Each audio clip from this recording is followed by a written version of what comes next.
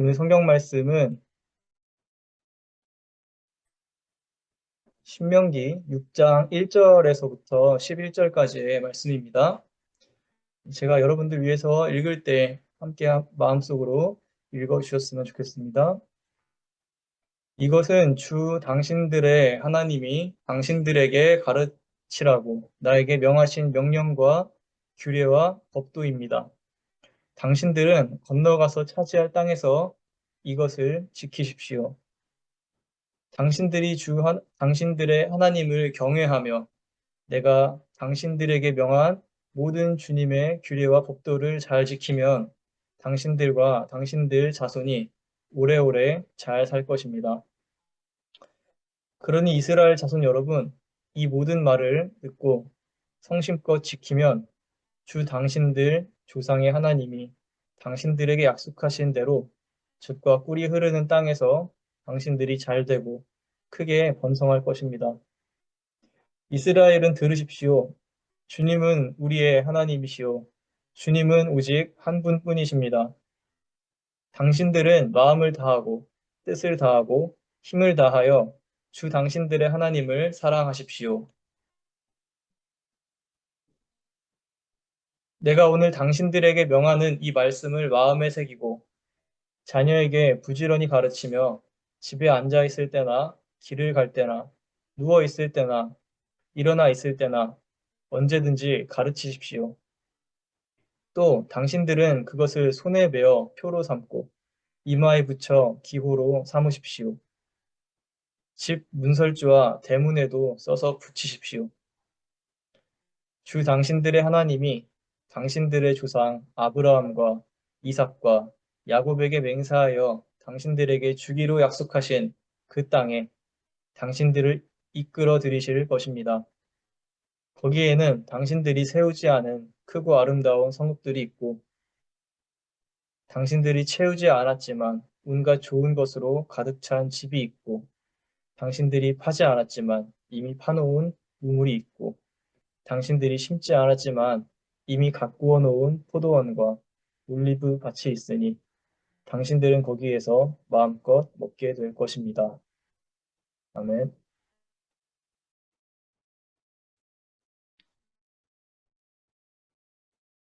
신명기 5장과 6장은 이스라엘 백성에게 주신 하나님의 규례와 법도에 대한 이야기입니다.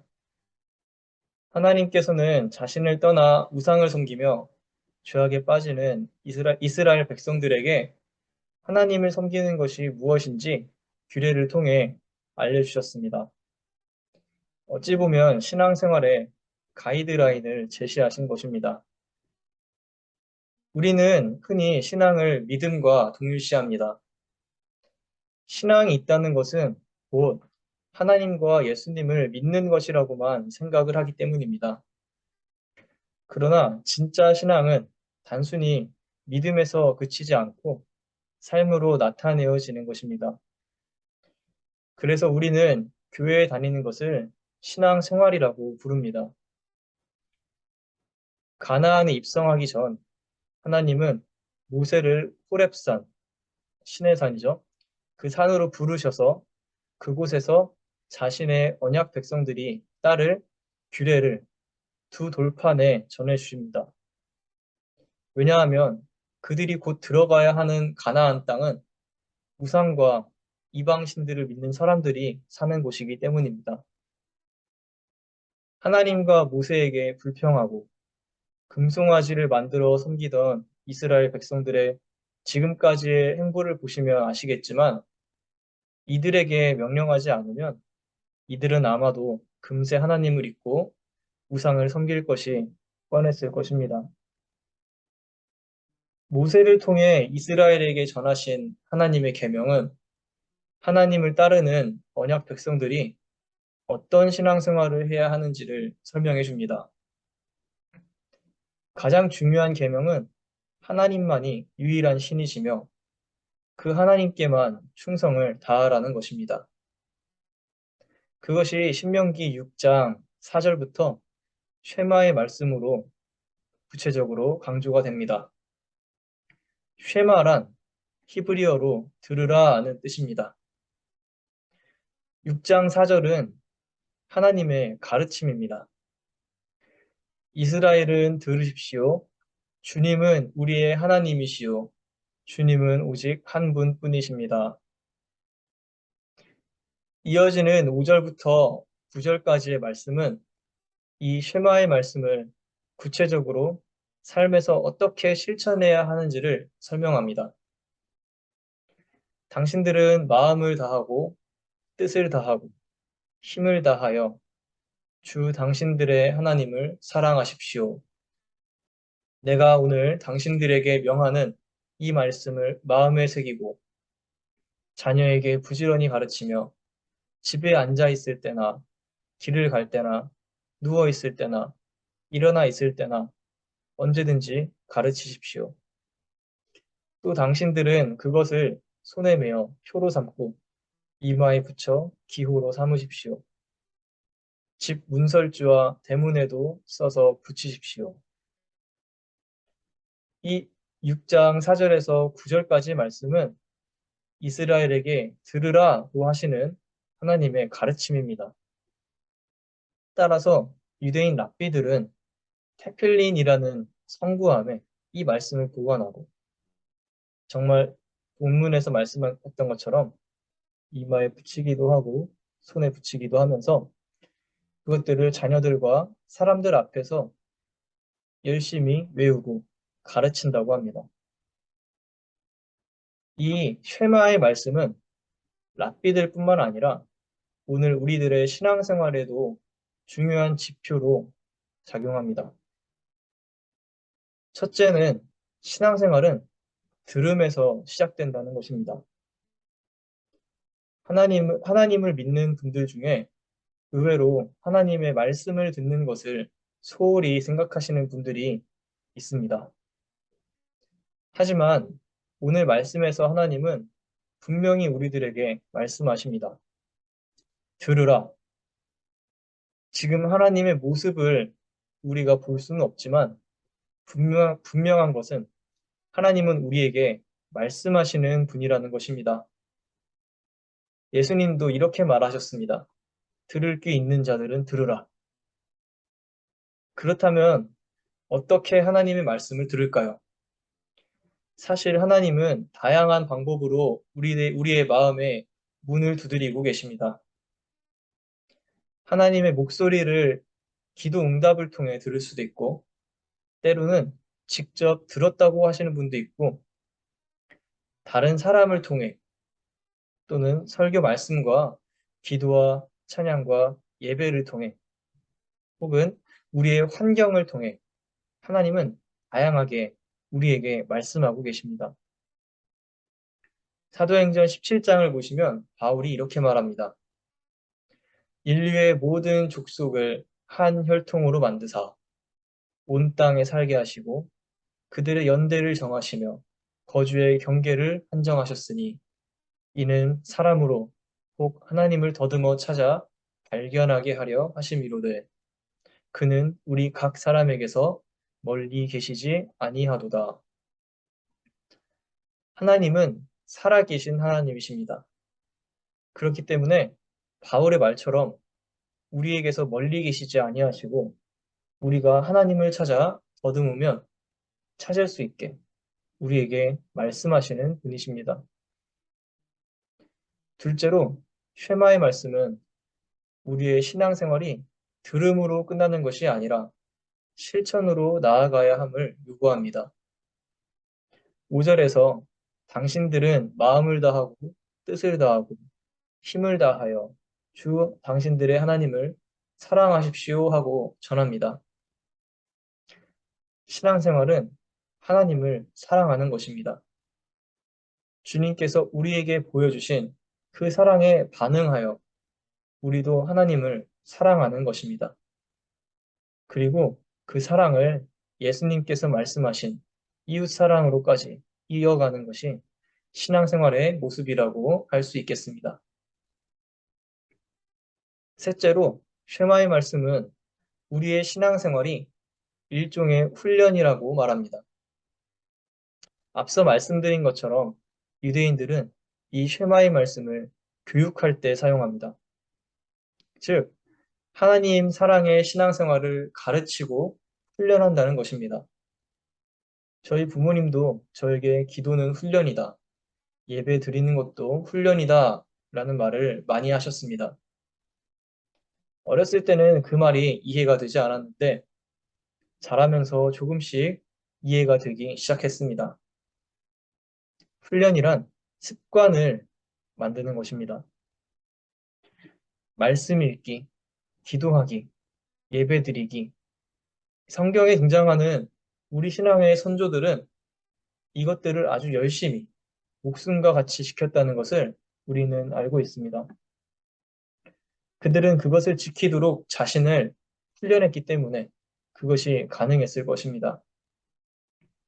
코로나로 인해 2년간 예배를 드리지 못하다가 대면 예배를 드리게 되었을 때 제가 맡았던 아이들 중 몇몇이 교회에 나오지 않고 줌으로 예배할 때만 나오곤 했습니다.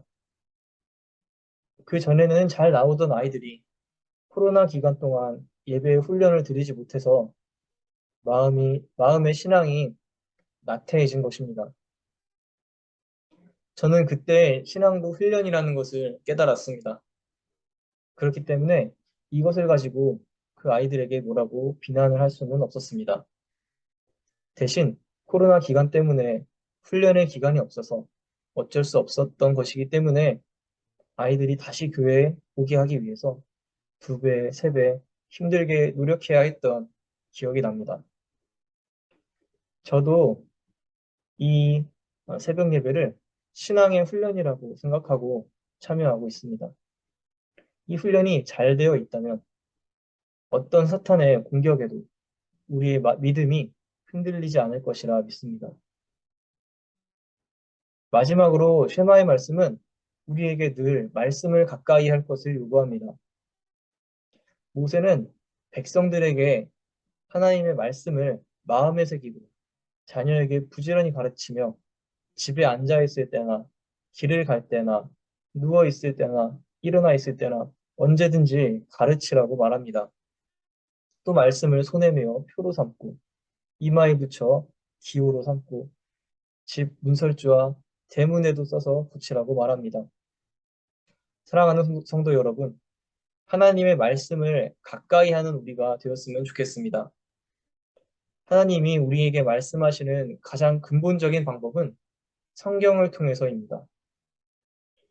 우리가 말씀을 가까이 할 때 하나님께서 여러분에게 그분의 뜻을 보이시고 여러분의 삶의 길을 인도하시는 지혜의 말씀을 주실 줄로 믿습니다. 오늘 우리는 쉐마의 말씀에서 4가지 교훈을 가지고 함께 묵상하기 원합니다. 첫째는 신앙은 들음에서 시작된다는 것입니다.